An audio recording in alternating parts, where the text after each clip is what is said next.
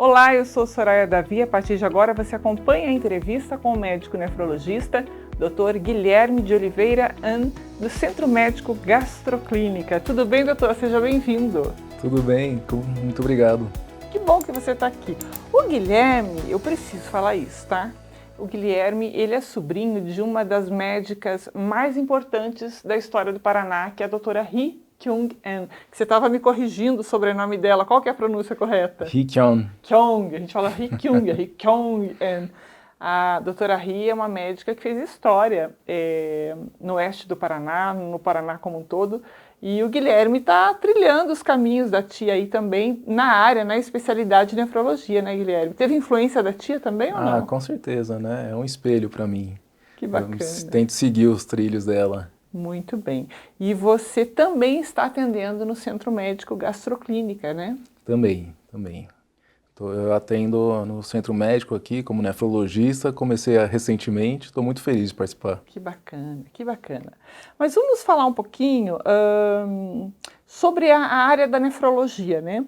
Neste mês de março, a Sociedade Brasileira de Nefrologia, a sociedade como um todo, destaca o Dia Mundial do Rim, que é celebrado sempre na segunda quinta-feira de março. Esse ano cai no dia 14, né?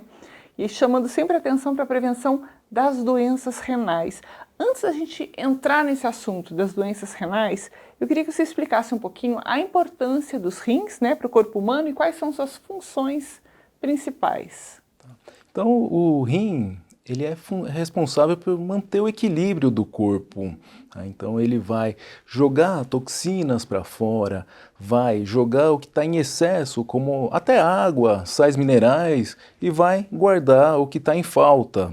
Ele tenta segurar para manter o que a gente chama de homeostase. Além disso, o rim também ele é responsável por ajudar no controle da pressão arterial. O rim, ele também ativa a vitamina D, a famosa vitamina D, que é responsável pelo controle do cálcio. O rim ele também produz hormônio que vai ajudar na induzir a produção de células vermelhas. Muito bem, então não dá para ficar sem os rins mesmo, né? E quais são as principais doenças que afetam os rins, doutor Guilherme, e que de forma elas impactam a saúde geral do paciente? Bom, nós temos diversas doenças que afetam os rins. Mas no Dia Mundial do Rim, acho que é muito importante lembrarmos da doença renal crônica. Além disso, comum também aparecer pacientes com litíase renal, que é a pedra nos rins. É comum aparecer pacientes com infecções no rins, que nós chamamos de pielonefrite. Então, mas o que é importante a gente lembrar agora é a doença renal crônica, que leva a uma disfunção do rim, né? Ele perde sua capacidade de funcionamento. E aí que começam os grandes problemas, né? E como que é feito o diagnóstico da doença crônica? Como que tem sintomas aparentes, demoram para aparecer? Como é que a pessoa descobre que algo não vai bem e qual que é o momento correto de procurar o especialista? Olha, isso é um desafio, porque na maioria das vezes não tem sintoma algum. A gente só vai descobrir nos exames.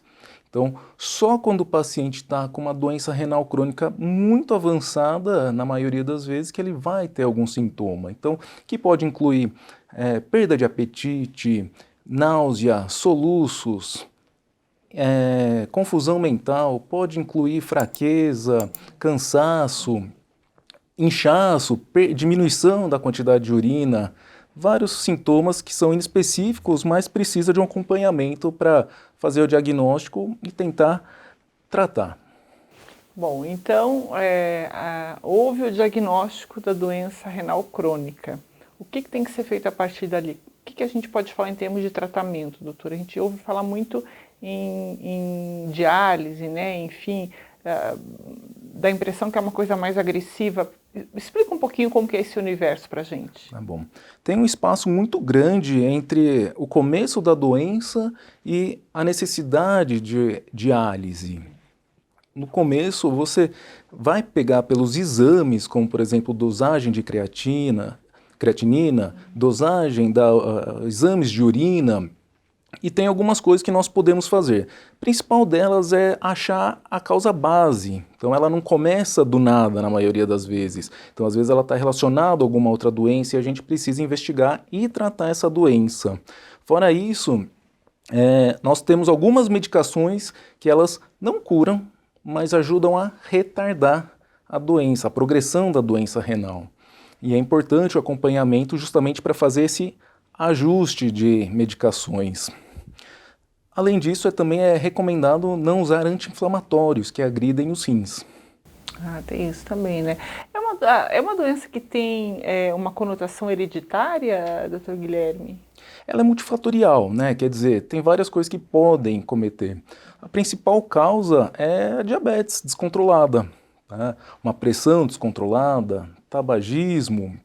Várias doenças podem influenciar no surgimento da doença renal. Certo. E a gente está falando de fatores de risco que aumentam a possibilidade, né, de desenvolver essas doenças, né? E a questão de sexo, de faixa etária, isso influencia também? Existe um estudo que possa indicar em que fase da vida isso é mais comum acontecer ou não? Bom, com o passar do tempo, conforme nós envelhecemos, há uma perda natural e progressiva da função renal e ela é fisiológica, mas com o acúmulo de doenças, abuso de anti-inflamatórios, entre outras coisas, ela pode surgir como uma doença renal crônica. Então é importante investigar sim, principalmente se você já tiver alguma outra doença de base. E quais são as complicações potenciais das doenças renais não tratadas? Bom, uma doença renal crônica não tratada, ela vai evoluir mais rápido para uma necessidade de uma terapia renal substitutiva, né? Que é, por exemplo, a hemodiálise acaba tratando. E se nós não tratarmos essa falência renal, quando ela chega nesse estágio, o paciente vai começar a ter uma perda da qualidade de vida muito grande e, inclusive, levar a óbito, né? Ele pode morrer por falta de tratamento da doença renal. Puxa vida. E a saúde mental, ela pode afetar os rins, doutor Guilherme? Existem condições psicológicas que podem influenciar negativamente a saúde renal? Que hoje em dia a gente fala muito de saúde mental, né, em todos os aspectos. E parece que está muito claro que existe uma relação em todos os aspectos do nosso corpo. Essa parte renal também é impactada pela saúde mental? A saúde mental, talvez ela possa impactar de forma indireta na doença renal. Então, por exemplo, alguém que tem uma depressão grave, alguém que tem algum problema, alguma dificuldade de cuidar de si, talvez não cuide bem da sua diabetes, talvez não cuide bem da sua pressão, talvez ela tenha alguma dor crônica que também está associada com essa doença mental e vai fazer algum abuso de anti-inflamatório, mas talvez essa pergunta faça um pouquinho mais sentido ao contrário. Uma doença renal crônica em estágio avançado, uma pessoa que precisa de uma diálise, de uma hemodiálise, às vezes vai precisar ir 3 vezes por semana, 4 horas por sessão, pode ter pressão baixa, pode ficar com cãibra, pode ter dor, pode ter vários problemas que são tratáveis, né? Hemodiálise não é nenhum bicho de 7 cabeças, mas leva a uma perda de qualidade de vida e isso pode levar, sim, a um quadro de depressão, deteriorando a saúde mental do paciente. Explica para mim qual que é a diferença entre diálise e hemodiálise, como que é esse processo, o que acontece naquele tempo que o paciente fica ali? Tá. Então, diálise é um termo genérico, né? Então, a hemodiálise, então o que acontece? Vai ser necessário um acesso vascular para o paciente. O que é isso? Geralmente é feito com fístula, que é feito geralmente por um cirurgião vascular, e na impossibilidade dessa fístula é implantado um catéter em uma veia grande. Então, muitas vezes aqui no pescoço, nas pernas às vezes. Por quê? Porque esses vasinhos aqui que geralmente a gente usa para tomar medicação, eles não têm o fluxo adequado para fazer hemodiálise. Então o sangue vai ser puxado, ele vai passar na máquina e a máquina ele vai preparar o que nós chamamos de banho, que vai estar em concentrações que nós programamos para fazer o que a gente chama de difusão. Tá? Então a ureia, por exemplo, ela vai passar do meio mais concentrado por menos concentrado, através de tubos bem fininhos que nós chamamos de capilares. vai também, por meio de pressão, passar o excesso de líquido. Muitos pacientes renais crônicos, eles não perdem também a capacidade de eliminar todo o líquido. Então nós também tiramos líquido durante a diálise. E depois é devolvido para o paciente. E esse tratamento, claro, varia de caso para caso, mas até em quanto tempo ele pode se prolongar? Em que situações o paciente pode ter um tratamento mais breve? Bom, nós temos que pensar se é uma doença aguda, né, o que a gente chama de injúria renal aguda, ou se é uma doença crônica.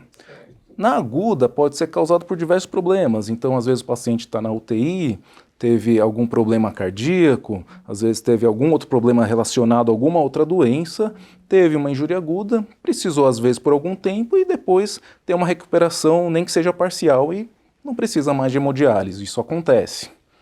Agora, na doença renal crônica, ela é irreversível, é uma doença permanente. O que temos disponível é o transplante renal, que inclusive a doutora Riquion, minha tia, foi pioneira aqui no oeste do Paraná. Fez história, né? Exatamente. Para isso que eu te pergunto agora, em que momento em que se pensa no transplante renal? Quando já está estabelecida a doença renal crônica num estágio mais avançado, até mesmo antes da necessidade da hemodiálise, já é possível fazer a inscrição.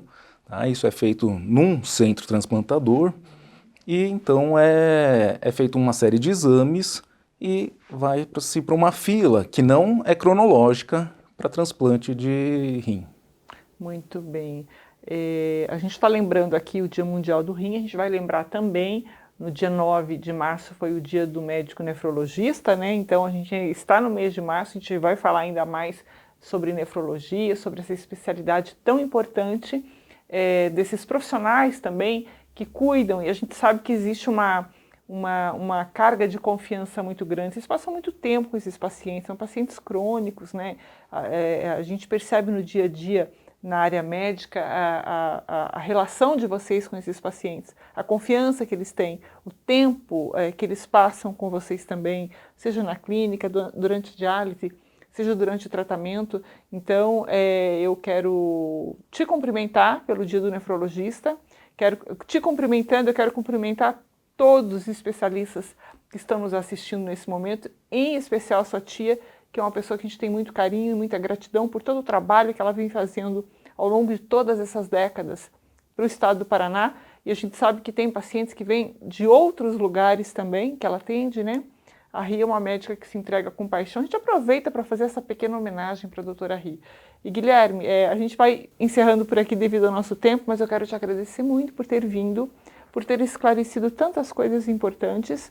E se você gostou desse conteúdo, se faz sentido para você, se você quer mais informações, você pode tê-las através do WhatsApp telefone 45 2101 7700, tá? Que é o Centro Médico Gastroclínica, onde o Dr. Guilherme atende. Doutor, obrigada mais uma vez, viu? Tudo de bom para você, para sua família.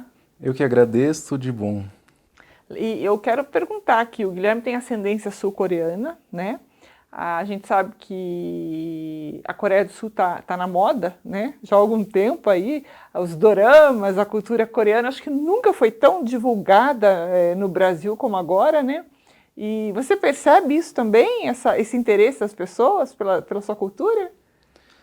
Olha, eu acho que eu envelheci, já não faço mais parte dessa faixa que assiste e consome esse conteúdo. Mas é perceptível, né? Na internet, sim, o interesse tem crescido, sempre acaba aparecendo nos feeds, alguma coisa relacionada à cultura coreana. Isso é muito importante também. E é uma cultura linda, né? A educação, o respeito que vocês têm é uma coisa fantástica. Tudo de bom, viu, doutor Guilherme? Um abraço para você e para toda a família. Um abraço para você também. A gente vai ficando por aqui, lembrando que para você se inscrever no nosso canal para receber conteúdo sobre saúde, qualidade de vida e bem-estar é muito fácil. Se inscreva e assim você vai receber as notificações de novos vídeos. A gente vai ficando por aqui. Até mais!